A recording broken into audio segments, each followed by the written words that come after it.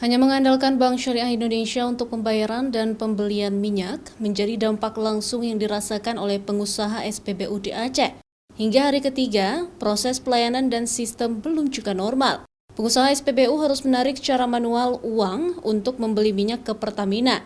Setelah menarik uang tunai, kemudian pengusaha harus ke bank daerah untuk melakukan transaksi dengan jumlah yang tidak sedikit kepada pihak Pertamina agar minyak tidak kosong di SPBU. Selain itu, banyak pengusaha gas LPG dan SPBU yang terpaksa menggunakan kembali rekening bank konvensional untuk proses transaksi.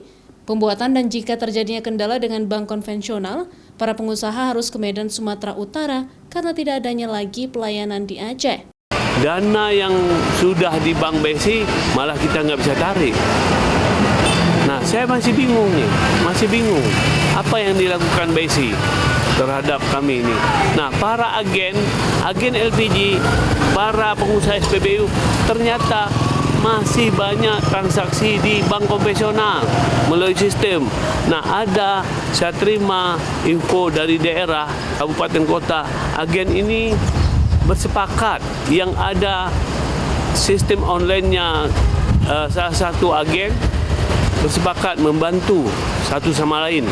Para pengusaha berharap perbaikan dan kendala sistem Bank BSI segera dapat ditangani di Aceh, sehingga tidak berdampak besar kepada pelayanan masyarakat di sejumlah sektor, terutama bagi para pengusaha SPBU untuk mengantisipasi kekosongan minyak.